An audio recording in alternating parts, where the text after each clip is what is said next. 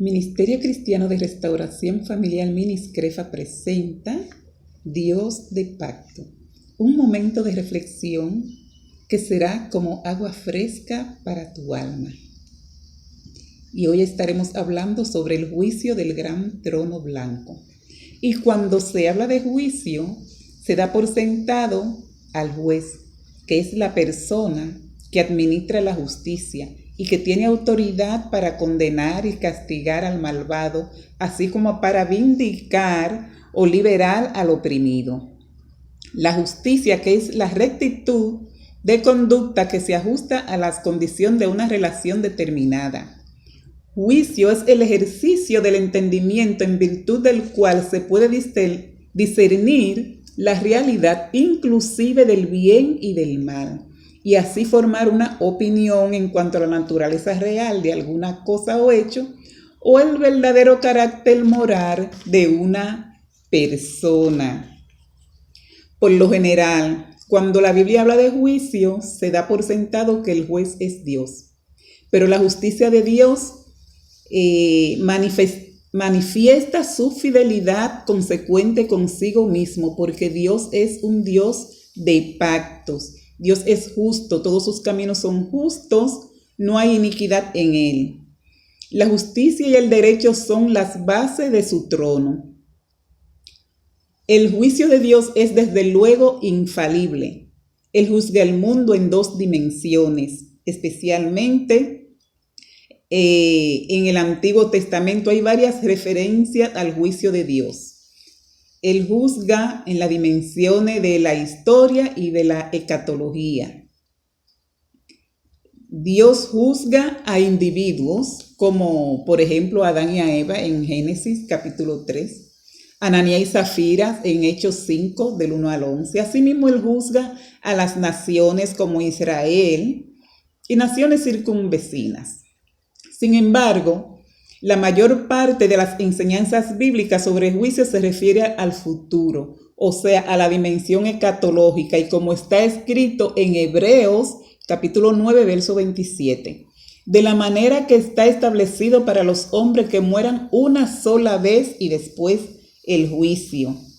Por eso el juicio definitivo es el juicio del gran trono blanco.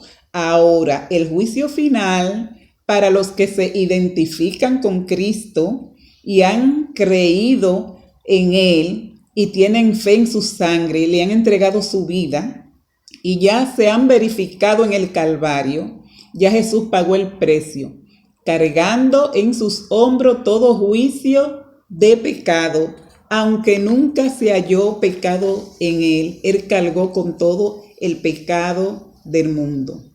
Como consecuencia, el creyente se considera justo, como lo dice Romanos 5:18, no hay temor del juicio final. El juicio definitivo, que es el juicio final para los que no se han identificado con Cristo, es el juicio del gran trono blanco que vamos a leer en Apocalipsis capítulo 20, desde el verso 11 hasta el 14. Y dice así en el nombre de Jesús: y vi un gran trono blanco en el cual estaba sentado y al que estaba sentado, en él, de delante del cual huyeron el cielo y la tierra y no se encontró lugar para ellos.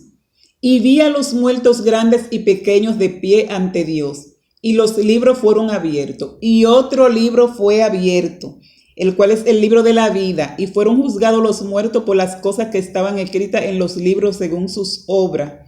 Y el mal entregó los muertos que habían en él, y la muerte y el Hades entregaron los muertos que habían en ellos, y fueron juzgados cada uno según sus obras. Y la muerte y el Hades fueron lanzados al lago de fuego. Esta es la muerte segunda. Y el que no se halló inscrito en el libro de la vida fue lanzado al lago de fuego. Este es el gran juicio final, el juicio del gran trono blanco, en que no habrá escapatoria. Todos tendrán que comparecer ante ese trono. ¿De qué manera? No sé. Juan lo vio en la isla de Patmos, que le fue revelado por Dios. Ese juicio final ese juicio, que ese juez es tan santo que la tierra y el cielo huyeron de delante de su presencia. No sé cómo van a estar todos ahí, pero van a estar ahí, delante de él, muertos grandes y pequeños. Esto quiere decir que personas que hayan muerto de grandes categorías, reyes, monarcas, como pequeños, barrenderos de calle, quienes sean, no importa la raza, el oficio, el credo, todos estarán delante de ese gran juez y los libros serán abiertos. Entonces quiere decir que hay muchos libros, cada persona tiene un libro en el cual se le están siendo anotados todo lo bueno o lo malo que hace en esta tierra. Hay personas que se pasan toda una vida haciendo maldad, haciendo lo que quieran, o abusando del poder o de lo que sea, y hay un libro que se le está anotando todo lo que hace para ser juzgado ese día. Y el mal entregó a los muertos. Ahí no va a faltar nadie. Los que murieron en el mal, los que murieron en cualquier sitio de donde sea, el hada del cementerio, todos entregarán sus muertos para que sean juzgados en ese día según sus obras. Y la muerte y el hade también. Y vemos aquí que la muerte es un demonio, porque también será lanzada al lago de fuego. Va a entregar a todos a cuantos se haya llevado. Y usted dirá, pero el cristiano muere también igual que el que no es cristiano. El cristiano duerme, el cristiano descansa, esperando la venida de Cristo. El que muere sin Cristo, lamentablemente la muerte viene por él, porque la muerte es un demonio. Y la muerte se lleva al que se ha pasado la vida rechazando a Cristo, se ha pasado la vida rechazando el evangelio de salvación, haciendo lo que quiera, no queriendo adaptarse a una vida santa y consagrada a Dios. Por esto hoy yo le estoy hablando según la palabra. Gloria a Dios. Y el mal entregó los muertos y los que habían en él. Y la muerte y el hade entregaron sus muertos. Y la muerte y el hade fueron lanzados al lago de fuego. Esta es la muerte segunda. ¿Cómo es la muerte segunda? No es muerte física. La muerte segunda se refiere a la separación eterna de Dios. Esa es la muerte segunda, porque aún la muerte va a ser lanzada al lago de fuego. Entonces no se refiere a ese tipo de muerte. La muerte va a ser separación de Dios. ¿Cómo se encuentran todos los que rechazan el evangelio de salvación? Están separados de Dios. Dios lo considera muerto. Están vivos físicamente, pero están muertos. Reciben vida eterna al aceptar a Jesucristo. Por eso Jesucristo vino a dar vida y vida en abundancia. Y como Él te ama y quiere darte vida, Él quiere librarte de ese juicio final que muy pronto va a suceder.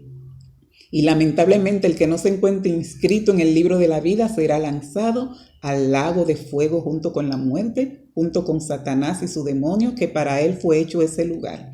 Pero lamentablemente, si no aceptas a Jesucristo, si no aceptas este santo evangelio de salvación y rechaza el sacrificio que hizo Jesucristo en la cruz del Calvario para salvarte, lamentablemente te irás a ese lugar. Jesucristo te llama, Jesucristo te está dando chance. Cristo no ha venido todavía porque Él te está dando oportunidad. ¿Para qué? Para que te arrepientas, para que te salve, para que te libre de ese juicio final que le espera a todo el que haya rechazado a Jesucristo. La iglesia tiene un juicio, pero va a ser para para galardonar a cada uno según su obra. Pero hay un juicio que no va a ser para galardón, sino para sentencia final. Y esta tarde yo te invito para que busque de Dios, para que acepte a Jesucristo y te libre de ese juicio y de ese castigo eterno.